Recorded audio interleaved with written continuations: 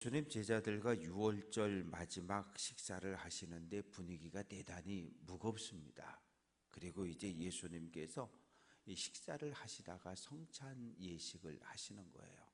떡을 떼어주면서 먹어라, 이거 내 몸이다. 마치 예수님의 몸이 십자가에서 찌개지고 찢어지고 쪼개져서 온 인류의 죄를 사하고 생명을 살리는 것처럼 예수님께서 떡을 떼어 제자들에게 주십니다. 그리고 포도주 잔을 들고 감사 기도를 하시고 제자들에게 주시면서 마시라고 이야기합니다. 이것은 많은 사람을 위하여 흘리는 나의 피, 곧 언약의 피다. 언약이라고 하는 것은 하나님이 주관해서 맺는 약속을 이야기합니다. 우리가 개인과 개인이 약속을 할 수도 있어요. 그런데 오늘 성경에서 이야기하는 언약이라고 하는 것은 주체가 하나님이셔요. 하나님께서 우리와 언약을 맺어 주시는 겁니다. 그런데 예수님께서 25절에서 내가 이제 오늘 너희와 함께 이 땅에서 마지막 포도주를 마신다는 거예요. 그리고 이제 내가 이 땅에서 더 이상 포도주를 마실 일이 없고 하나님의 나라에서 새 것, 이 땅의 것과는 질적으로 다른 새로운 포도주를 너희와 함께 마시게 될 것이라고 이야기를 합니다. 보통 유월절 식사에선 4번 포도주를 마시게 되는데 이 4번의 포도주를 마시고 기도를 끝낸 후에 예수님 제자들과 함께 찬양을 부르면서 감람산으로 올라갑니다. 이제 27절부터 31절까지 말씀 속에서 예수님께서 제자들에게 이야기하셔요. 너희가 나를 다 버릴 거야. 스가랴 13장 7절 말씀을 보면 목자를 치면 목자 없는 양들이 흩어져 버리는 것처럼 너희들이 다 나를 버릴 거야. 이 버린다라고 하는 단어의 의미는 헬라어는 스칸달리조인데 유혹에 빠져서 걸려 넘어졌다. 올무에 걸려서 걸어가다가 넘어졌다, 그런 뜻이거든요. 예수님의 십자가 고난에 제자들이 다 걸려서 넘어져 버렸어요. 도망쳐 버렸어요. 그런데 28절 말씀 보면 내가 살아난 후에 십자가에 죽고 무덤에 장사되었다가 다시 살아난다. 예수님은 이미 2번, 3번, 4번 내가 고난을 당하고 죽고 그러나 다시 살아난다고 말씀을 하셨어요. 다시 살아난다는 이 말을 교회는 부활로 표현을 하고 있습니다. 너희보다 먼저 갈릴리로 갈 거다. 왜요? 예수님의 제자들 11명 남았잖아요. 가룟 유다는 예수님을 배신해서 죽을 것이고 11명의 제자가 남는데 11명 모두가 집이 갈릴리잖아요. 그러니까 예루살렘에 있을 이유가 없어요. 그래서 갈릴리로 가게 될 텐데 내가 너희들보다 먼저 갈릴리에 가 있을게, 이렇게 말씀을 하십니다. 그러자 베드로가 선생님, 여기 이 다른 제자들은 몰라도 저는 절대로 선생님을 안 버릴 겁니다. 그러자 예수님께서 베드로야, 오늘 밤에 닭이 두 번 울기 전에 내가 나를 3번 부인할 거야. 그러자 베드로가 31절에서 내가 주와 함께 죽을지언정 절대로 부인하지 않을 거예요. 그러자 다른 제자들도 저도요. 그렇게 다짐들을 합니다. 입술의 고백보다 중요한 건 입술로 고백한 대로 살아내는 게 중요한 거예요.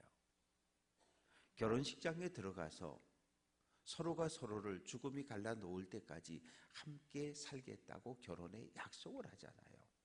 약속보다 중요한 건 결혼한 이후에 그 약속을 지키는 게 중요한 거예요. 우리가 세례를 받잖아요.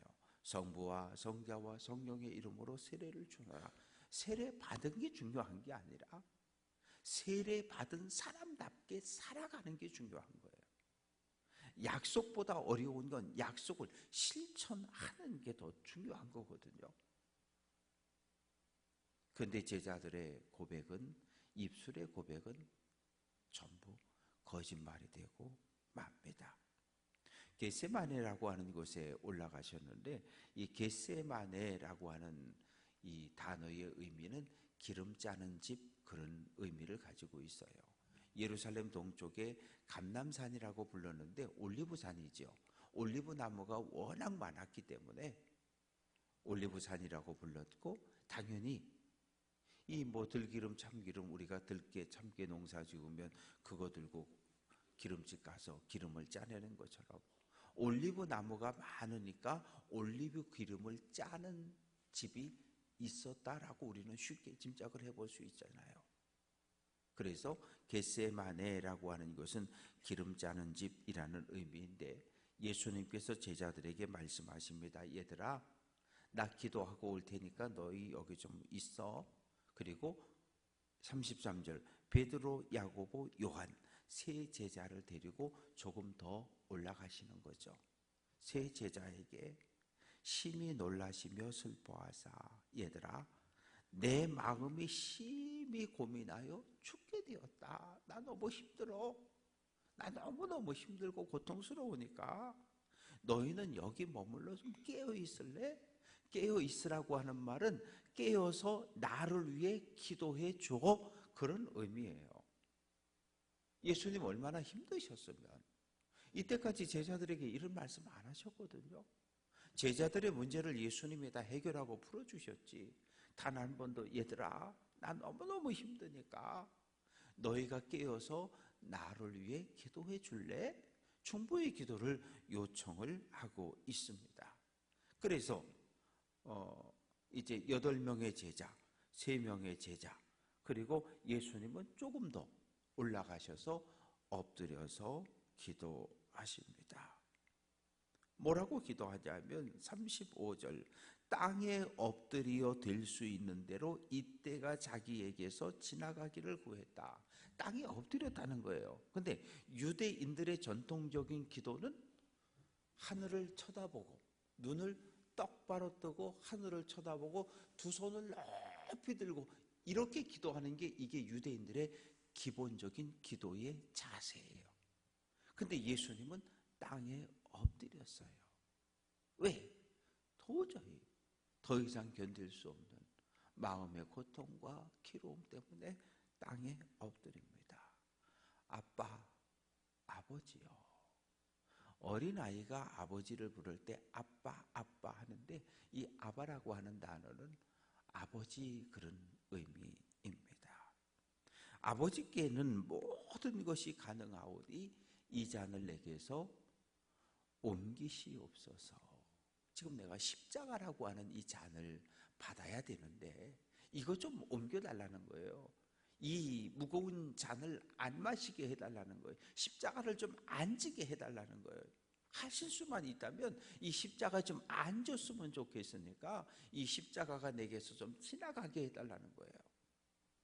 그런데 36절 끝부분에 보면, 그러나 나의 원대로 마시옵고 아버지의 원대로 하옵소서. 그러니까 우리의 기도의 마지막은 우리가 10가지고 20가지고 하나님께 기도할 수 있어요. 간절히 간구할 수 있어요. 그러나 마지막 기도는 하나님, 하나님의 뜻에 합당한 것만 응답해 주세요 라고 기도해야 돼요. 그냥 10개고 20개고 다 들어달라고 고집 부리지 말고 10개고 20개고 30개고 기도하고 하나님의 뜻에 합당한 기도의 제목만 응답하옵소서. 그게 뭐예요? 예수 그리스도의 이름으로 기도합니다. 하나님, 내가 10가지 기도의 제목 하나님께 올려드렸는데요, 예수님의 뜻에 맞는 것만 응답해 주세요. 그런 기도예요. 그래서 우리의 기도는 내 뜻을 이루는 것이 아니라 하나님의 뜻이 나를 통해 이루어지기를 결단하는 것, 이것이 우리의 마지막 기도가 되시기를 주님의 이름으로 부탁드립니다. 그리고 와봤어요. 와보니까 세 제자가 자고 있어요. 시몬아, 베드로야, 너 자니? 1시간도 깨어 있을 수 없니? 그러면서 38절, 시험에 들지 않게 깨어 있어 기도하라. 시험이라고 하는 것은 깨어 있어도 나에게 다가오고 내가 자고 있어도 나에게 다가오는 거예요. 그러나 자고 졸면 무슨 일을 당했는지도 모르고 그냥 끝나는 거예요.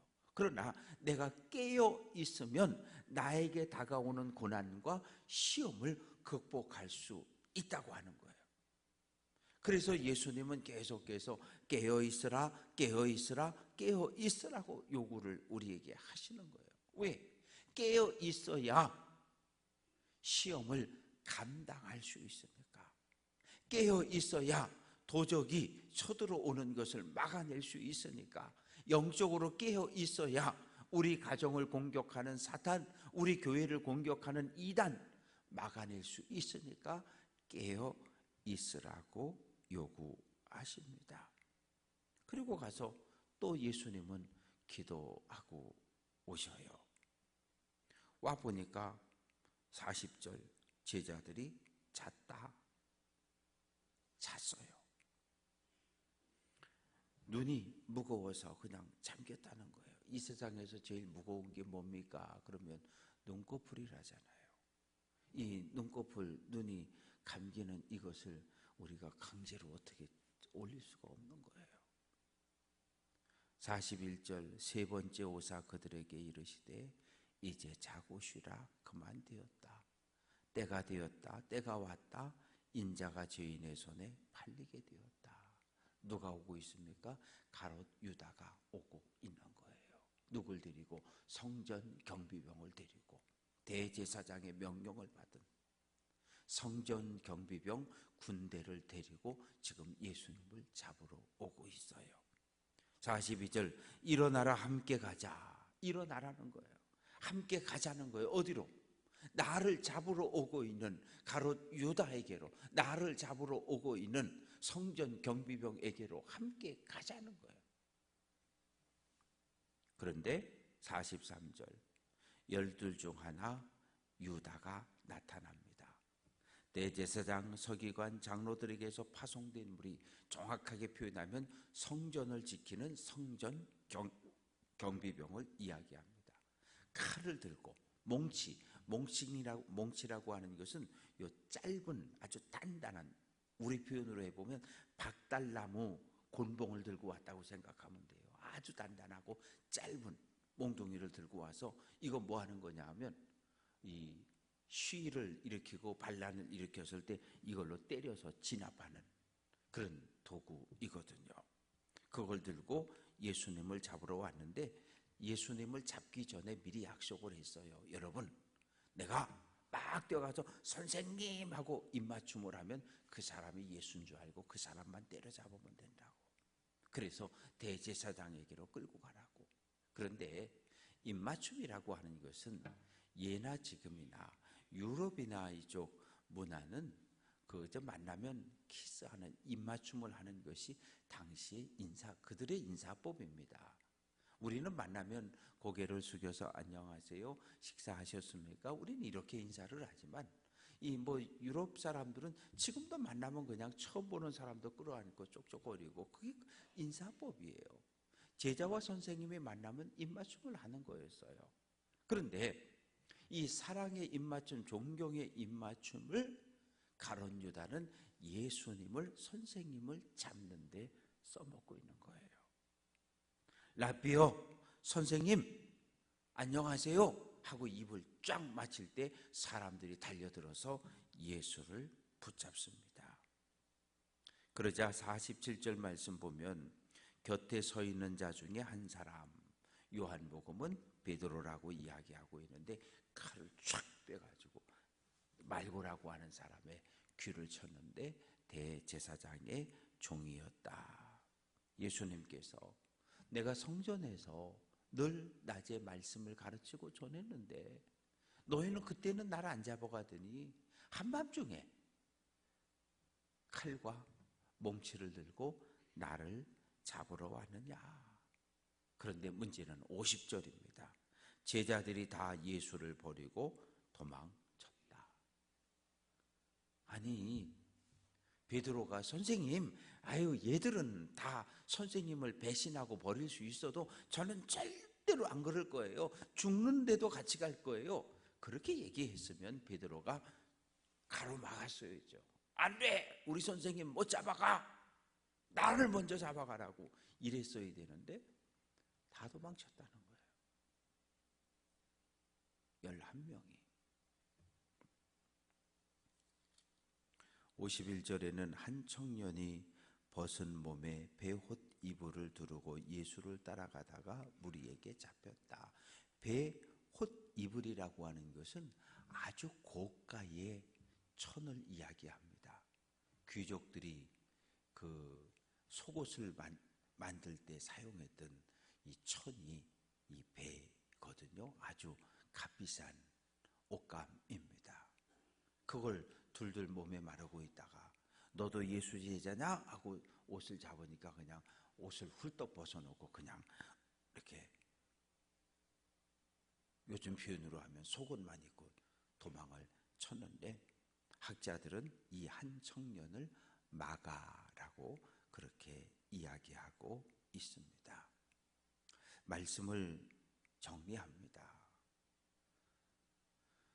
다른 제자들은 몰라도 저는요, 예수님 절대로 부인 안 하고요, 예수님 죽는 곳까지 저는 함께 갈 거예요. 이걸 우리는 입술의 고백이라고 말하는 거예요. 내 입으로 고백한 것, 이렇게 살겠습니다, 이렇게 살겠습니다, 이렇게 할게요. 고백보다 중요한 건 고백한 대로 삶을 살아내는 거예요. 오늘 우리의 문제는 입술로는 많은 고백을 하는데 고백한 대로 살아가지 못하는 게 문제예요. 강단에서 진리라고 선포하지만 강단을 내려가서 목사가 강단에서 설교한 대로 살지 못하면 그건 부끄러운 거잖아요. 강단에서 하나님을 향하여 간절히 기도하지만 내가 기도한 대로 살지 못하는 건 그건 부끄러운 거잖아요. 우리들이 입술로 많은 고백을 하고 약속을 하고 다짐을 하지만 다짐이 중요한 게 아니라 약속이 중요한 게 아니라 약속한 대로 삶을 살아내는 것, 이것이 중요한 거예요. 바라고 소망하는 것은 우리의 입술로 고백한 수많은 다짐, 약속, 헌신에 대한 다짐들을 우리들의 삶을 통해 오늘 한 날도 살아낼 수 있는 귀한 성도들 될 수 있기를 주님의 이름으로 축원합니다.